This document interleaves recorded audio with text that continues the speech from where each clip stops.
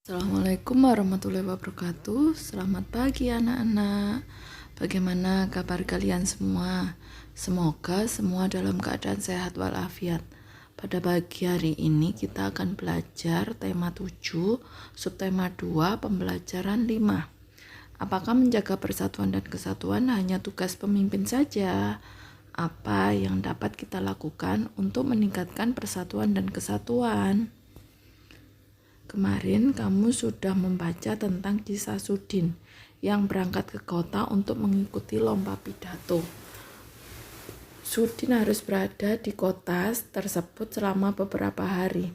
Perlombaan berlangsung selama 3 hari. Panitia kegiatan telah menyediakan penginapan untuk seluruh peserta. Di malam pertama, Sudin harus mengikuti acara budaya yang digelar di sebuah ruangan besar. Sudin bertemu dengan beberapa siswa se-Indonesia. Sudin takjub karena mereka membawakan kesenian yang beragam. 2 orang peserta menampilkan tari daerah secara berpasangan. Mereka menampilkan tari piring. Sudin memperhatikan dengan cermat penampilan kedua penari. Sudin memperhatikan keunikan tari piring yang dipertunjukkan. Tari piring berasal dari Sumatera Barat. Dalam melakukan gerakan, penari menggunakan piring sebagai properti tari. Piring diletakkan di telapak tangan lalu digerakkan ke berbagai arah tanpa jatuh. Inilah keunikan tari piring. Keunikan lain adalah penari melakukan gerak di atas pecahan piring tanpa terlihat sakit dan tetap menari dengan lincah.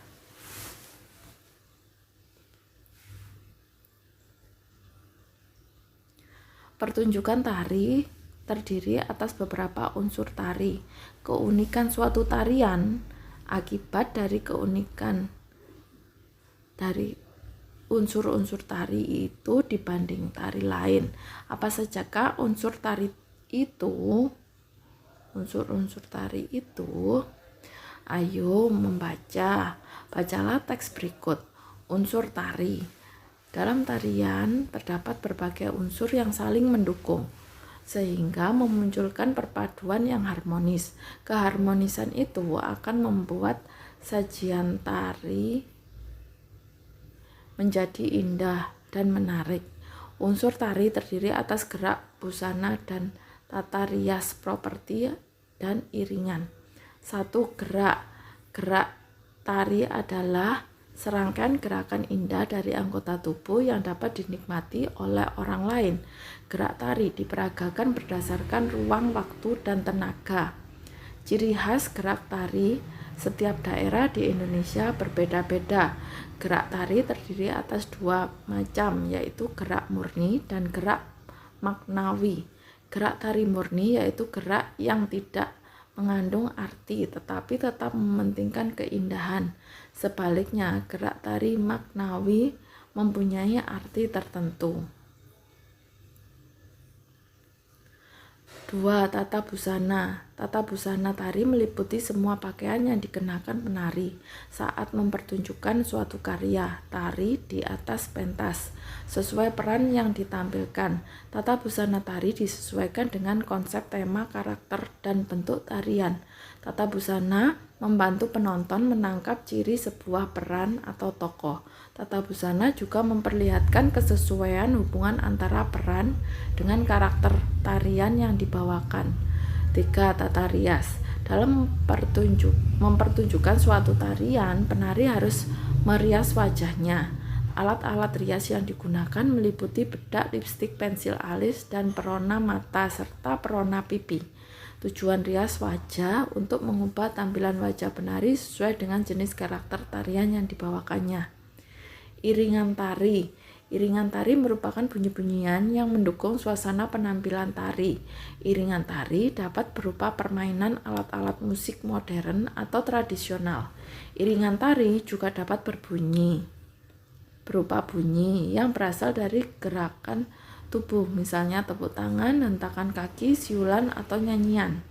5. Properti tari. Properti tari meliputi semua alat yang digunakan oleh penari dalam melakukan gerakan tari. Properti tari dapat berupa selendang, kipas, topeng, piring, kuda, kepang, keris, tombak, tameng, atau benda-benda lain. Pemilihan properti tari disesuaikan dengan jenis tari yang akan ditampilkan. Kemudian 6. Tempat pertunjukan. Seni tari memerlukan tempat untuk mempertunjukkan. Tempat pertunjukan tari biasanya disebut panggung. Secara umum, jenis pentas tari ada 2, pentas tertutup dan pentas terbuka. Pentas tertutup diadakan di dalam ruang kelas, gedung, atau aula. Sebaliknya, pentas terbuka dapat diadakan di lapangan, halaman rumah, atau bahkan di jalan.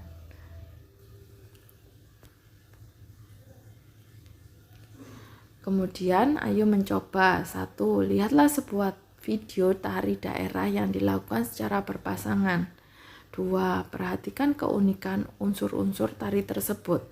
3. Tulislah hasil pengamatanmu, lalu bacakan di depan kelas, di depan teman-temanmu, dan kumpulkan tulisanmu kepada Bapak Ibu Guru. Kalian dapat mengerjakannya pada buku SPDP kalian. Indonesia merupakan negara yang kaya budaya. Sebagai pelajar, kamu dapat menjaga persatuan dan kesatuan melalui penghargaan terhadap budaya tersebut. Mengapresiasi salah satu lagu daerah seperti yang dilakukan Sudin merupakan salah satu bentuk menjaga persatuan dan kesatuan. Kemudian ayo berdiskusi. Semangat bermusyawarah untuk mufakat telah dilakukan oleh warga sekolah Sudin, merupakan pencerminan dari pengamalan sila keempat Pancasila, kerakyatan yang dipimpin oleh hikmat kebijaksanaan dalam permusyawaratan perwakilan. Dalam kelompokmu, ayo sampaikan contoh-contoh kegiatan bermusyawarah di lingkungan sekitarmu. Tulis hasil diskusimu dalam bentuk tabel seperti berikut, yaitu semangat kekeluargaan, semangat bermusyawarah, dan gotong royong. Kalian dapat menceritakan pada masing-masing kolom sesuai dengan contoh-contoh kegiatan musyawarah di lingkungan sekitarmu.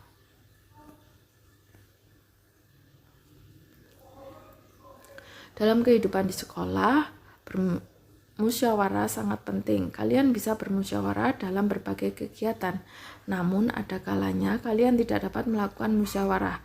Salah satunya ketika kalian mengerjakan tes atau ujian. Diskusikanlah dengan kelompokmu tentang kegiatan-kegiatan yang dapat dilakukan dengan musyawarah dan kegiatan-kegiatan yang harus dikerjakan sendiri. Tulislah hasilnya dalam bentuk tabel seperti berikut. Ada 2 kolom, yaitu kegiatan yang dilakukan secara dengan bermusyawarah dan kegiatan yang tidak dapat dilakukan dengan bermusyawarah. Kalian dapat menulisnya pada masing-masing kolomnya dan dapat dikerjakan pada buku PPKN kalian. Kegiatan selanjutnya yaitu ayo membaca. Simak contoh berikut. Bacalah teks ini bersama temanmu, ikutilah instruksi gurumu saat membaca teks ini. Pemimpin idola, pemimpin yang jujur. Ida, teman sebangku aku. Mungil, berkulit hitam, manis, tidak banyak bicara dan pandai. Ia seorang anak yang sederhana. Ayahnya sudah lama meninggal. Ia hidup bersama ibu dan adiknya. Ida anak yang sangat pandai. Nilai-nilai yang selalu bagus dan memberinya kesempatan meneruskan sekolah tanpa biaya. Semua buku pelajaran dan perlengkapan ditanggung oleh sekolah. Ida tak pernah malu dengan kondisi keluarganya. Bahkan ia semakin rajin belajar dan terus berprestasi. Ida juga selalu menjadi tempat bertanya jika teman-teman mengalami kesulitan dalam pelajaran. Teman-teman memilih Ida sebagai ketua kelas. Pandai, tenang, dapat berkomunikasi dengan baik, serta mampu menjaga ketertiban kelas dengan menjadi modal utamanya. Hari ini Ibu Tati mengingatkan tentang ulangan matematika. Sebagian siswa tidak siap, termasuk Gugut, si jagoan bola yang duduk di belakang kami. Waduh, saya belum belajar, Bu. Kemarin saya seharian bermain bola sampai sore. Pulang ke rumah langsung tidur, Bu, protesnya. Ulangan tetap berlangsung. Gugut resah. Ia menengok ke kiri dan ke kanan. Tiba-tiba ditendangnya kursi Ida dari belakang. "Shh, Ida, bantu aku dong. Geser sedikit ke kiri agar aku bisa melihat jawaban di kertas ulanganmu," pinta Gugut. Ida tak bergeming, ia hanya menggelengkan kepala pelan tanpa menengok ke belakang. Gugut mengganggunya lagi. "Ayo dong Ida, sekali ini saja. Nanti aku beri kamu uang 10.000 rupiah. Kamu bisa jajan kue di kantin," rayunya. Gugut tahu benar ia tidak pernah jajan. Ida tidak pernah jajan di kantin. Ibunya tidak memberinya bekal uang jajan. Ida selalu membawa sebungkus nasi dan lauk dari rumah. Namun di luar dugaan Gugut, Ida tidak terusik. Sekali lagi ia menggeleng pelan. Sampai waktu berakhir, Gugut terpaksa menyerahkan kertas ulangannya dengan lunglai. Pada waktu istirahat, Ida menghampiri Gugut. "Maaf ya Gugut, aku bukan tidak ingin membantumu menyontek dan memberi contekan kepada teman. Adalah perbuatan tidak jujur. Bahkan perbuatan tersebut bisa dianggap sebagai korupsi kecil-kecilan," katanya kepada Gugut. "Ah Ida, masa menyontek sekali saja dianggap korupsi? Setauku korupsi nilainya miliaran dan hanya dilakukan oleh pejabat berkuasa," kata Gugut. "Gugut, justru kita harus melatih diri. Korupsi dan menyontek sama-sama mengambil hak orang lain. Bernilai kecil atau besar, tetap saja tidak jujur. Kita membiasakan diri bertingkah laku lurus. Mudah-mudahan ketika besar nanti kita tidak akan tergoda untuk melakukan korupsi dalam bentuk apapun." Ida menambahkan dengan panjang lebar. Aku dan teman-teman sekelas yang ikut mendengarkan percakapan Ida dan Gugut terdiam setuju. Memang tidak salah kami memilih Ida sebagai pemimpin di kelas. Tidak sekedar pandai, Ida juga patut dijadikan teladan. Buatlah pertanyaan sebanyak-banyaknya tentang cerita di atas. Berikan pernyataanmu kepada teman di sebelahmu untuk dijawab. Tulislah pertanyaan pada tempat di bawah ini, atau kalian bisa menulisnya pada buku bahasa Indonesia kalian. Kemudian ayo berlatih. Kamu dan teman-temanmu sudah berlatih menilai pidato. Sekarang buatlah teks pidato tentang pentingnya bergotong royong. Gunakan struktur yang sudah ditentukan. Teks pidato harus memuat 1. Salam pembuka, berisikan kalimat sapaan, selamat pagi, selamat siang, selamat malam, dan lain-lain. Kemudian 2. Pendahuluan, memaparkan topik permasalahan yang akan dibahas. Kali ini kamu akan membahas pengalaman persatuan dan kesatuan di lingkungan, yaitu meningkatkan kualitas warga. Kamu akan membantu adik kelas atau warga di lingkungan rumahmu untuk membaca. Yang ketiga yaitu inti, berisikan pembahasan topik secara lengkap. Kalimat ajakan atau bujukan digunakan untuk mengajak pendengar melakukan kegiatan yang diharapkan. Keterangan lengkap tentang topik yang disampaikan secara rinci. Kemudian 5. Penutup, menyampaikan rangkuman atau intisari topik yang telah disampaikan. Dan 6. Salam penutup, berisikan kalimat salam penutup seperti terima kasih. Pidatomu akan dinilai oleh temanmu pada pertemuan berikutnya. Siapakah yang menciptakan kita berbeda? Apa yang membuat kita berbeda? Bagaimana kita harus menyikapi perbedaan itu? Setelah belajar di hari ini, coba renungkan apa yang kamu pelajari, apa yang akan kamu lakukan untuk mengamalkan nilai gotong royong dalam kehidupan sehari-hari. Di sekitar rumahmu banyak kegiatan yang membutuhkan gotong royong. Tanyakan kepada kedua orang tuamu kegiatan apa saja di sekitar rumah yang membutuhkan gotong royong. Bandingkan hasilnya dengan yang diperoleh temanmu. Demikian pembelajaran kali ini.